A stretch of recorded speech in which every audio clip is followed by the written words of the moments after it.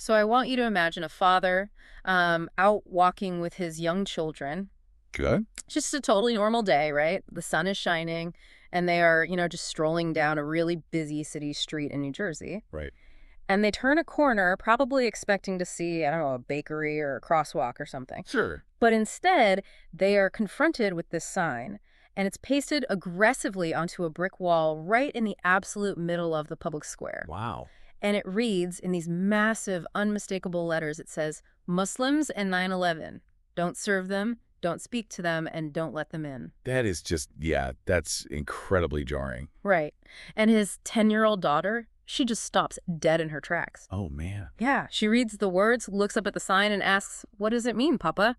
That is heartbreaking. It is. And the father, who is Muslim, whose entire extended family is Muslim, he just freezes. His mind just completely goes blank. Which is a completely understandable trauma response, honestly. Exactly. So he just hurries his kids along, his heart is pounding, and he's suddenly terrified that they might come across more of these signs on the walk home. Right. It changes everything. It really does. And I mean, how do you explain to a child that the society you live in, the exact community you pay taxes to and call home, might actually, secretly despise you? It's a fundamentally devastating scenario. It really is. Yeah. And, what that story captures so well is the visceral, physical reality of what we just casually brush off as hate speech. Right, because we just think of it as words. Exactly. We have this tendency in our culture to treat speech as something invisible, like it's just ephemeral air vibrating between two people. Yeah, just talk. But in that specific moment, Mm-hmm. on that New Jersey street, those words are absolutely not ephemeral.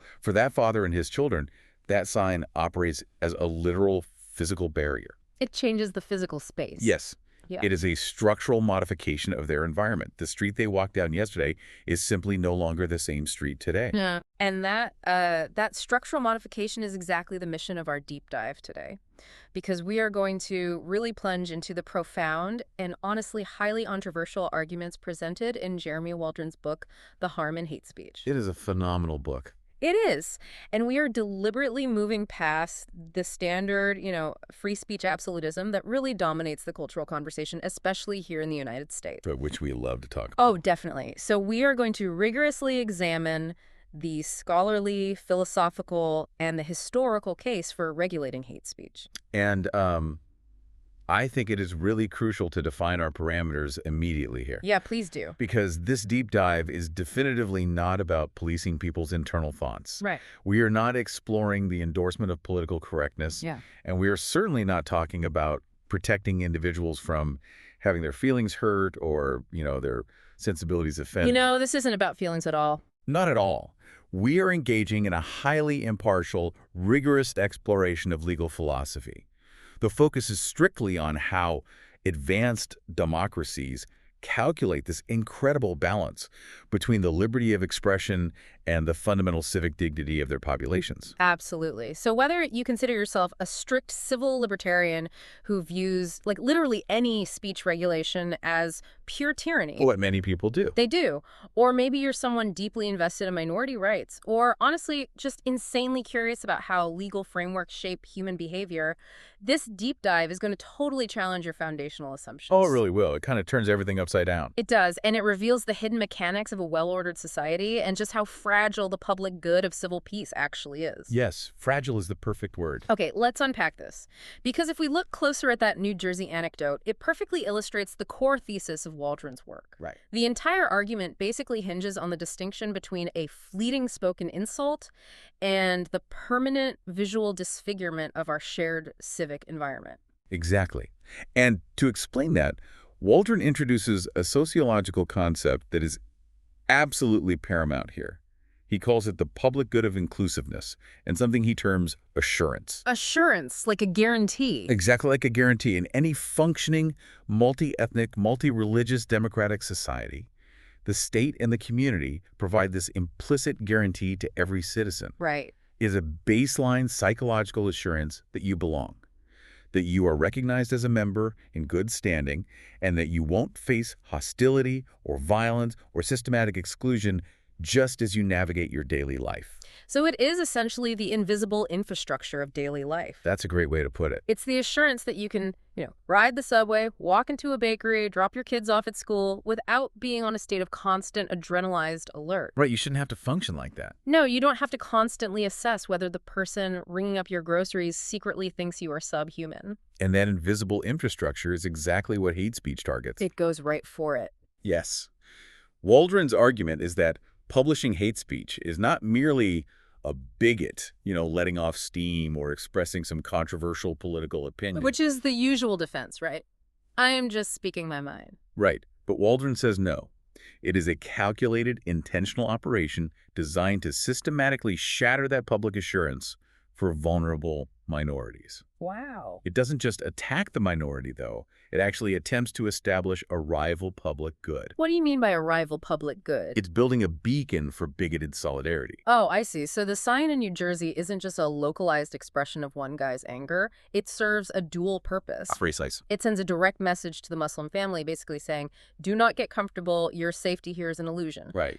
But simultaneously, it operates as a signal fire to other bigots, essentially saying, hey, you are not alone. There is a whole coalition of us here ready to enforce this exclusion. And this is exactly why the physical, visible nature of the speech is the central mechanism of the harm. Because it stays there. Exactly.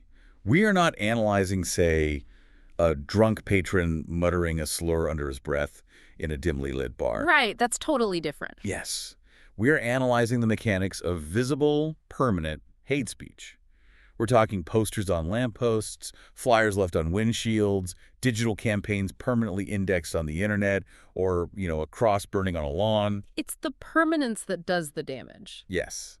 And to really understand why this permanence matters, we must look at the philosopher John Rawls and his concept of a well-ordered society. Right, because Rawls argues that a society isn't just a dry list of criminal statutes, right? No, not at all. It's not just a localized agreement saying, hey, let's agree not to murder each other. Correct. Rawls points out that citizens require the psychological and social assurance of basic justice to function on a daily basis. Because if you don't have that, Well, the laws on the books are totally meaningless if the environment itself constantly signals that those laws might not actually protect you in reality. right, like the law says I'm safe, but the poster on the wall says I'm dead meat. Exactly.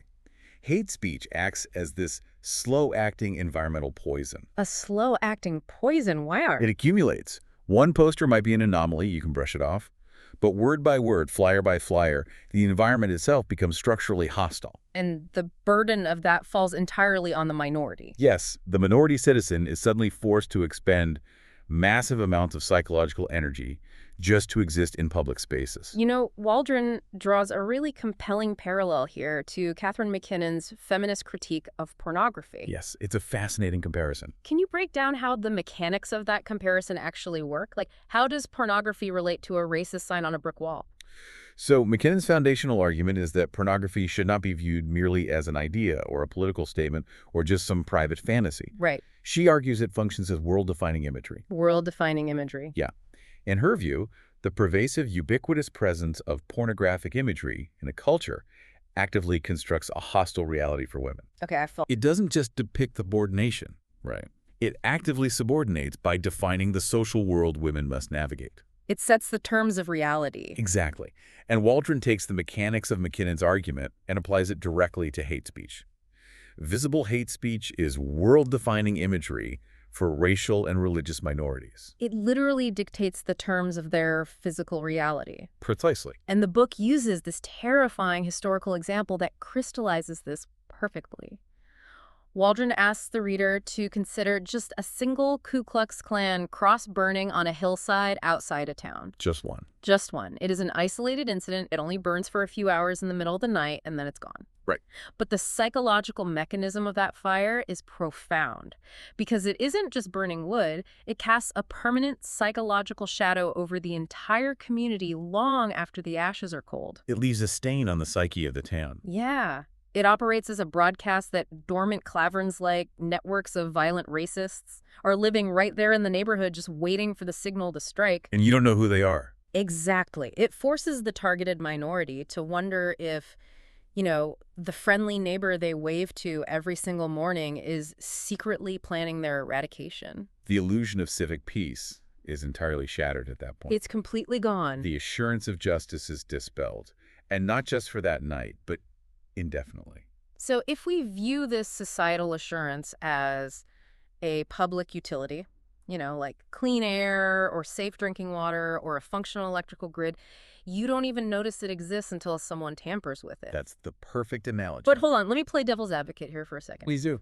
If we're strictly talking about a piece of paper pasted to a wall or a flyer tucked under a windshield wiper, isn't the standard liberal defense that minorities should simply, develop a thick skin? Ah, the thick skin argument. Right. Like, why is it the government's responsibility to guarantee that a citizen never feels uncomfortable? And that right there is a fundamental misinterpretation of Waldron's thesis. Really? Yes, he explicitly and forcefully rejects the word comfort. Oh, so it's not about comfort at all. The regulation of hate speech Okay. has absolutely nothing to do with ensuring citizens are comfortable. It is entirely about the fundamental viability of a multi-ethnic democratic experiment. Okay, explain that. Consider the basic mechanics of democracy. It requires citizens to participate as equals. Right. If a specific demographic is constantly, systematically bombarded with public messages declaring that they are subhuman, that they are inherent criminals, or that they are a cancer on the nation, Yeah. they cannot possibly participate in the democratic process as equals. Because their basic social standing, their civic dignity, is being actively dismantled by the environment itself. Precisely. It is not about protecting a minority group's feelings from being hurt. Right. It is a pragmatic, almost mathematical question of whether a democracy can actually sustain itself when a portion of its populace is publicly and systematically stripped of their human dignity in the public square. So if the issue isn't about feelings, then the terminology we use in this debate seems completely inadequate. It is deeply inadequate. Yeah. Because Waldron makes a highly compelling case that the phrase hate speech is actually a terrible term for the phenomenon we are discussing. He does. He argues the term is deeply misleading because it actively distracts from the core legal issue. Let's break the phrase down. Let's do it. First, the word hate implies that the law is attempting to regulate an internal psychological attitude or an emotion. Right, like thought crime. Exactly. It makes it sound as though the government is trying to police people's minds, punishing them simply for harboring hateful thoughts. And then the word speech implies a transient, fleeting conversation. Yes. It evokes this image of government conversation, cops busting down a door to arrest someone for a tasteless joke told at a private dinner party. And that is the exact straw man that free speech absolutists use to shut down the entire debate. It happens all the time? It does. Waldron suggests we abandon the term entirely. Instead, he says we should look to European and historical legal systems, which use a far more accurate and legally grounded term. Which is? Group libel or group defamation. Group libel. Okay, the historical evolution of libel is genuinely fascinating to me. It has a long history. It really does. The word itself comes from the Latin libellus, which just means a little book or a published pamphlet. Right. Historically, it didn't just mean a false statement about a celebrity, which is how we use it today. No, it was much broader. Right. The law recognized many forms of published harm. There was seditious libel against the government, blasphemous libel against the church, obscene libel against public morals. Yes, and for centuries, the law of criminal libel was laser-focused on protecting the foundational social standing, the civic dignity of individuals. Okay, break that down for me. We must clearly distinguish this from modern civil libel. If you sue someone for civil libel today, you are protecting your personalized reputation. Right, like if someone lies about me. Exactly. You are suing because someone published a lie that you specifically embezzled money from your company and it cost you your job. Criminal libel, historically, protected something much deeper. It protected the basic assumption that you are an honest, law-abiding human being worthy of participating in society. Oh, I see.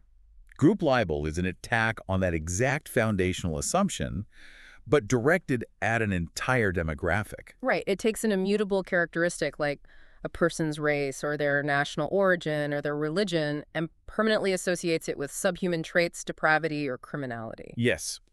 And this requires us to rigorously deconstruct the difference between two concepts that are constantly conflated in American discourse. Okay, what are they? The concept of offense and the concept of civic dignity. Offense versus dignity. Exactly. Offense is an attack on someone's feelings. Dignity is a person's objective social standing. So how does that distinction actually play out in courtroom? Like, how does a judge differentiate between hurt feelings and a destroyed social standing? It's a great question.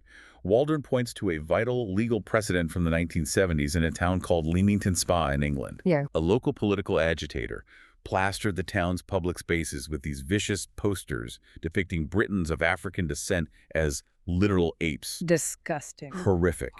The agitator was arrested and convicted, Okay. but during the sentencing, the English judge delivered a highly revealing lecture. The judge did not reprimand the man for hurting the feelings of black citizens. Oh, really? No. The judge stated, as a matter of sociological fact, that it is physically and politically impossible to run a multiracial society under modern conditions if citizens are permitted to publicly denigrate their neighbors in bestial terms. So the posters weren't an insult. They were an assault on the civic order of Leamington Spa. Exactly. They broke the societal machine. Okay, but let us contrast that with a completely different example to really test the boundaries of this framework. Go ahead. Consider Andres Serrano's infamous photograph, Piss Christ. Right. The controversial art piece. Right, which depicts a plastic crucifix submerged in a jar of the artist's own urine. When that was exhibited, it caused immense visceral outrage. It was a massive scandal. It was. The emotional pain and offense it caused to devout Christians was astronomical. So, under the group libel framework, shouldn't that be banned as an attack on Christians? No. And understanding why is actually the key to Waldron's entire philosophy. Really? Why not? Piss Christ causes immense subjective offense, absolutely. But we must look at the mechanics of civic dignity. Does a photograph of a crucifix in urine strip a Christian of their status as an equal citizen in the United States? I guess not. Does it suggest to the public that Christians are inherently criminal, or that they're biologically akin to apes, or that they should be denied housing and employment? No, it doesn't do any of that. It does not. It attacks a sacred symbol, but it does not diminish the foundational social standing of the Christian citizen. Wow. Okay. Therefore, under Waldron's rigorous framework, it should absolutely not be banned. The law's jurisdiction ends at civic dignity. It has no business protecting people from taking offense. That makes a lot of logical sense when we are talking about a majority religion. Sure. But what if the power dynamics are inverted? What do you mean? Well, what if a marginalized minority group targets the powerful majority with a vicious printed slur? Or what if two politically powerless minority groups attack each other in the public square? Okay, I see where you're going. Right. Does this group libel framework only operate as a shield for the powerless, or does it apply universally? Because the book mentions a historical case involving Jehovah's Witnesses distributing highly aggressive anti-Catholic tracts. Right, and the mechanics of group libel laws dictate that they apply universally, regardless of the power dynamics of the specific actors involved. Universal application. Yes. Remember, the ultimate victim of group libel is not just the target demographic. It is the peace and social order of the polyglot community itself. The environment. Yes. The law is designed to prevent the environmental poisoning of that Waldron, well-ordered society we talked about. Right, the invisible infrastructure. Exactly. If a minority group publishes vicious, dehumanizing libels against another minority group, or even against a dominant majority, the foundational assurance of civic peace is still being actively shattered. The environment is still being polluted. So if this framework is so logically sound, I mean, it relies on centuries of established common law regarding defamation and public peace, why is the United States such a massive, glaring outlier on the global stage? It is the ultimate outlier. It really is. You look at Canada, Germany, New Zealand, the United Kingdom, they all have robust group libel and hate speech laws. Yes, they do. Yet in America, proposing such a law is viewed as a blatant, unconstitutional heresy. How did American jurisprudence diverge so radically from the rest of the democratic world? To understand the mechanics of American exceptionalism, we really have to examine the history of U.S. First Amendment law. Okay, take me back. Waldron relies heavily on the historical analysis provided in Anthony Lewis's book, Freedom for the Thought That We Hate. Great book. It is. And the common myth that we are all taught is that the United States was founded on free speech absolutism. Right. We picture the Founding Fathers demanding total free expression. But that is demonstrably false. The early decades of the American Republic were actually characterized by severe draconian censorship. Oh, you mean the 1798 Sedition Act? Exactly. That was passed just 7 years after the First Amendment was ratified. Just 7 years. We have to analyze the psychological state of the American government in 1798. Okay. The federal government was brand new It was incredibly fragile, and it was utterly terrified of its own public. Oh, interesting. They were watching the chaos of the French Revolution across the Atlantic. And- The Jacobin Terror, the guillotines. Right, and they thought it could happen here. The Adams administration genuinely believed that if the public was allowed to criticize this fragile new government too harshly, the entire American experiment would just violently collapse. So the government essentially utilized the law as a weapon against the citizenry. Absolutely. The history books always highlight the case of Congressman Matthew Lyon. Oh, yes. Poor Matthew Lyon. Right. He was this Democratic Republican from Vermont who literally attacked a Federalist with fire tongs on the floor of the House of Representatives. Which is wild in itself. Wild. But he wasn't jailed for the physical assault. Right. He was jailed under the Sedition Act, thrown into a freezing, filthy cell that was usually reserved for runaway slaves and horse thieves. And do you remember what his crime was? Yeah, simply because he published a letter criticizing President John Adams for his ridiculous pomp and foolish adulation. Exactly. That case perfectly illustrates the dynamic of the 18th and 19th centuries. The state was weak, and it used censorship to protect itself from the people. But that dynamic changed, right? It inverted completely. As Anthony Lewis documents, over the next 150 years, the American state grew into a massive, heavily armed, bureaucratic leviathan. The government was no longer the fragile victim. It became the menace. Yes. We had McCarthyism, the Red Scares, the systemic surveillance of civil rights leaders. Exactly. And the American public, along with the American judiciary, slowly realized that the government no longer required protection from the people. Right. The people desperately required protection from the government. The state possessed the power to destroy lives with a single accusation of communist sympathy. Right, the blacklist. Yes. So, in response to that immense state power, the First Amendment evolved. It acted almost as an immunological response, turning into this impenetrable, absolute shield against any state interference in speech. But in building that absolute shield against the government, did the American legal system accidentally strip citizens of their ability to protect themselves from each other? That is the core question. Because there is this massive, lingering, ghost-haunting American First Amendment jurisprudence. Is a case from 1952 that modern legal scholars desperately try to ignore. Beauharnais v. Illinois. Beauharnais v. Illinois. Let's talk about it. Beauharnais is a fascinating, undeniable anomaly. It proves that group libel is not inherently incompatible with the U.S. Constitution. Okay, so who is Beauharnais? Joseph Beauharnais was the president of a white supremacist organization in Chicago called the White Circle League. Okay. He distributed violently racist leaflets all across the city. Yeah. He didn't just express, a mild preference for segregation. He actively warned the white population of the, and I'm quoting the historical text precisely here, rapes, robberies, guns, knives, and marijuana of the Negro. God, that's vile.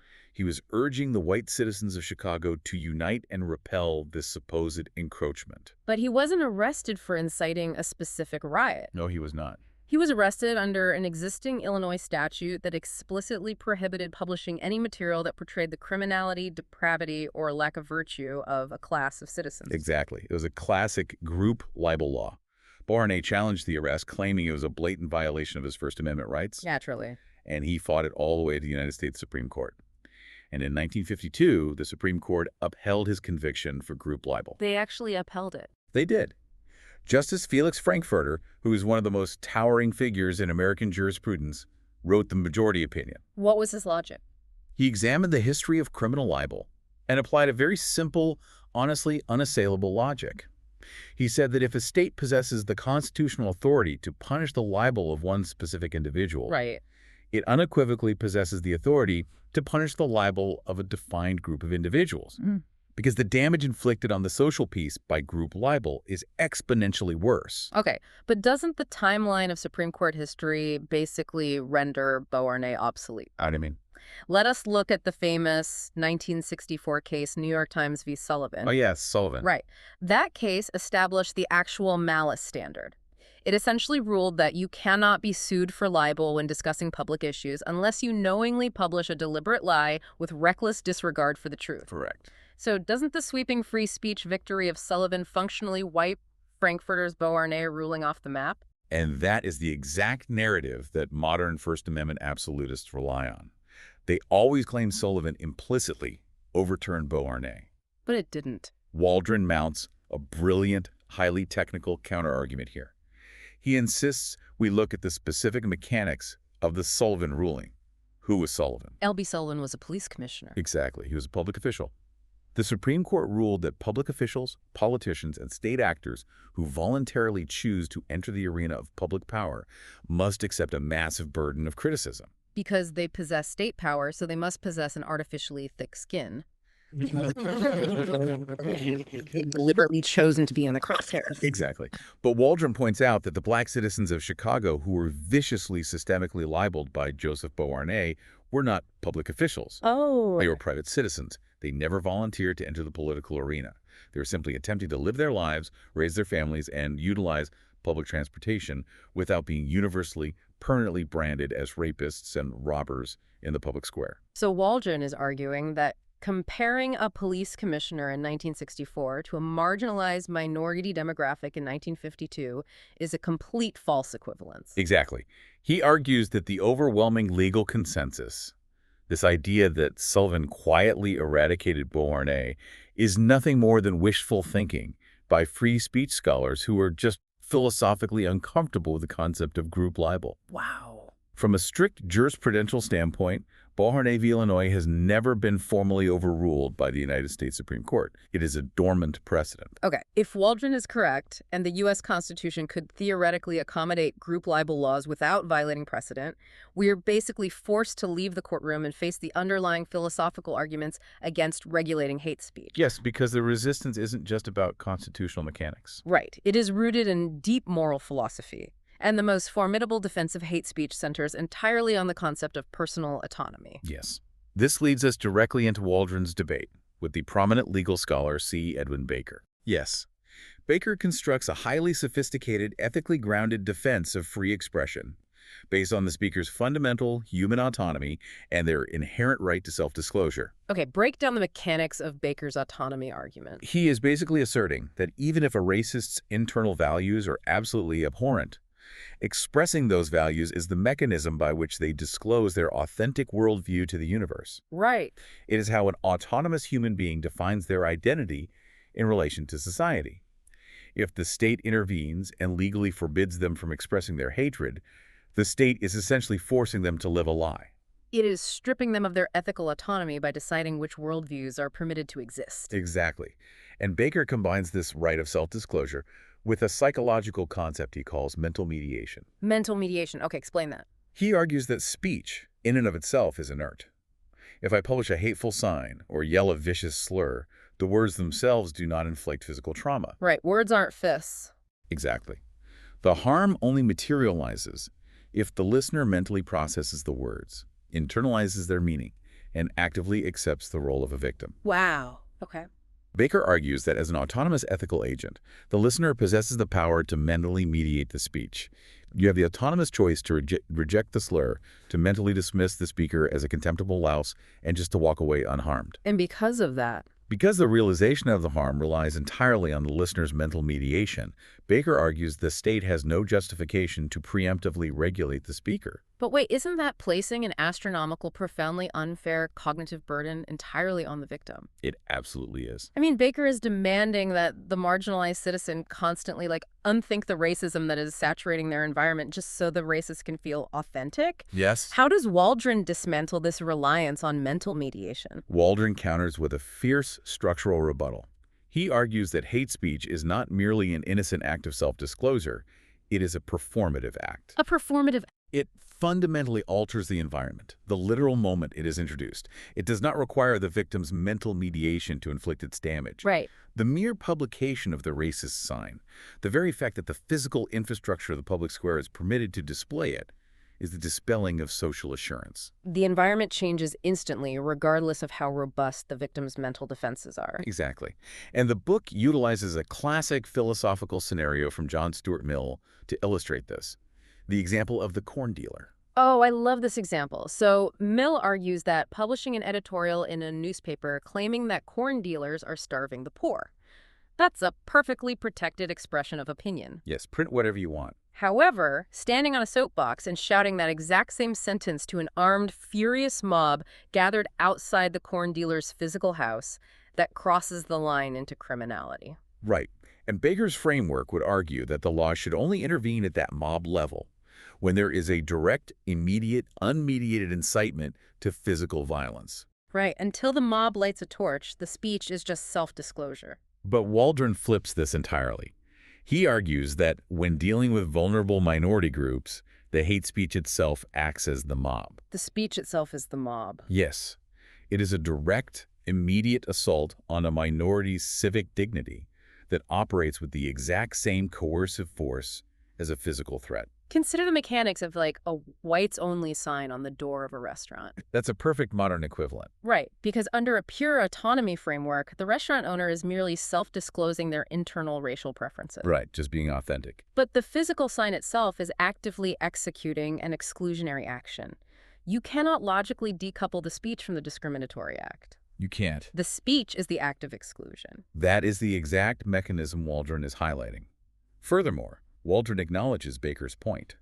Yes, banning hate speech does technically compromise the racist speaker's autonomy. It does. But in a functional society, we routinely and unapologetically restrict minor personal freedoms to prevent major societal harms. Oh, totally. I mean, we restrict a citizen's autonomy to drive their car at 120 miles an hour down a residential street. Exactly. Because their autonomy is vastly outweighed by the public good of, not slaughtering pedestrians. Exactly. Waldron argues that legally preventing a racist from plastering a diverse neighborhood with dehumanizing slurs is a microscopic restriction on their ethical autonomy. Microscopic. Especially when weighed against the catastrophic harm inflicted on the minority group's civic dignity and the structural integrity of the well-ordered society. Okay, but we have to address the ultimate philosophical counterattack. What if the collateral damage of banning hate speech isn't merely a minor restriction on the individual speaker? Okay, what else could it be? What if the act of censorship actively destroys the moral legitimacy of the entire legal system? Because this brings us to the philosopher Ronald Dworkin, who presents what I honestly think is the most daunting intellectual challenge in the entire book. Dworkin is a heavyweight. He operates at the deepest levels of political philosophy. He introduces a framework that divides the legal architecture of a democracy into two distinct categories. Upstream and downstream laws. Yes, upstream laws and downstream laws. Let us meticulously unpack that metaphor because it is the absolute linchpin of his argument. Let's do it. So upstream laws govern the formation of public discourse. Okay. These are the laws that dictate what can and cannot be said during the democratic debate. Yeah. Laws banning hate speech would exist upstream. Got it. Downstream laws are the actual physical manifestations of state power resulting from that debate. These are the laws banning actual discrimination in housing or employment or the statutes prosecuting physical hate crimes. So Dworkin asserts that the downstream enforcement of a law derives its entire moral legitimacy from the upstream freedom of the debate that created it. Exactly. Dworkin argues that the fundamental social contract of a democracy dictates that a law is only legitimate if every single citizen had a fair, unhindered opportunity to debate it, oppose it, and express their worldview before it was enacted. Even if that worldview is horrific. Yes. If the state intervenes upstream and explicitly forbids a racist from expressing their hateful worldview and then later arrests that same racist downstream for violating the Civil Rights Act, the state has committed a profound moral violation. Because the racist can legitimately claim, hey, you locked me out of the democratic process, you criminalized my worldview before the vote even happened, therefore your anti-discrimination law is a tyrannical imposition, not a democratic consensus. Right. So Dworkin is essentially arguing that allowing bigots to freely pollute the public square is the bitter, unavoidable price a society must pay to maintain the political legitimacy of its civil rights laws. It is a structurally brilliant argument. It really is. It is intimidating. But Waldron unleashes a multi-tiered counterattack that systematically dismantles it. His first counterargument is empirical. Yeah. He basically just asks, does Dworkin actually intend for this to be taken literally? What do you mean? Because if we apply Dworkin's logic to the real world, it implies something mathematically insane about the global democratic order. Oh, right. If banning hate speech upstream completely destroys the legitimacy of downstream anti-discrimination laws, what does that mean for the rest of the planet? Exactly. Does Dworkin genuinely believe that the civil rights laws in the United Kingdom, in Canada, in New Zealand, and in Germany, all of which strictly enforce hate speech bans, are they all morally illegitimate? Under his framework, they would have to be. Are the authorities in Toronto and London currently enforcing tyrannical void statutes when they arrest someone for housing discrimination? Right. Waldron characterizes Dworkin's argument as American exceptionalism with a vengeance. It's a great phrase. It requires a level of jurisprudential arrogance that assumes the United States is the only legitimate functioning democracy on the face of the earth, Yeah. and that every European parliament is operating an illegitimate regime. That is a massive blind spot. And Waldron also points out a glaring structural hypocrisy in American law itself that undermines Dworkin's premise. Yes, he does. Because the American legal system already places massive upstream restrictions on how citizens can express their political opposition, yet literally no one claims the government loses its legitimacy. The jurisprudence surrounding obscenity and fighting words perfectly illustrates this. Right. An American citizen is legally forbidden from distributing child pornography as a method of protesting age of consent laws. Obviously. A citizen is legally forbidden from utilizing fighting words like screaming aggressively in a politician's face to express their opposition to a tax bill. Yes, you'd get arrested. We strictly regulate the manner of political expression upstream all the time.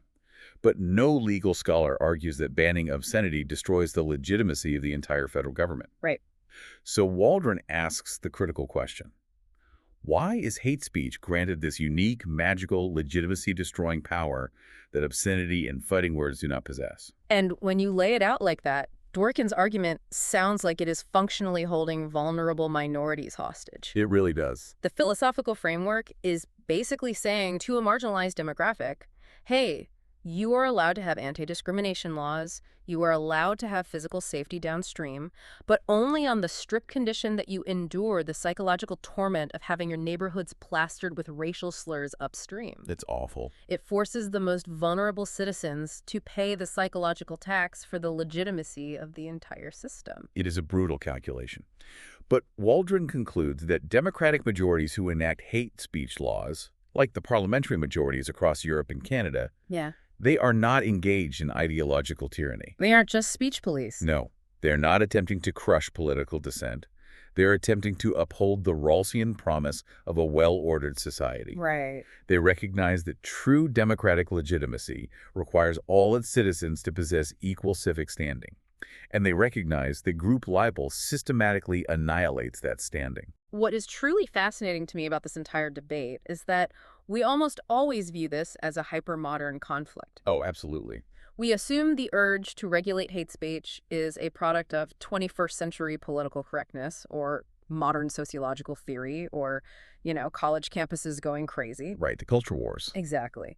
But Waldron proves that this exact legal philosophy has deep, robust roots going all the way back to the Enlightenment. This is a vital historical corrective. It really changes the whole framing. Tell me about it. When modern Americans think of the Enlightenment, when they think of philosophers like John Locke or Voltaire or even political theorists like Machiavelli. We associate them with the birth of modern toleration. Yes, and we have retroactively defined toleration to mean a libertarian paradise where anyone can say whatever they want no matter how toxic or destructive it is. But that is a complete historical fabrication. Utterly. That is not how the architects of the Enlightenment viewed a functional society. Not in the slightest. For thinkers like Locke and Machiavelli, true toleration was not passive. It was an active, heavily managed civic project. Managed toleration. Yes. If a state wanted to successfully integrate historically warring religious factions into a peaceful society, the state could not simply stand back and let them verbally tear each other apart. That would just lead to civil war. Exactly.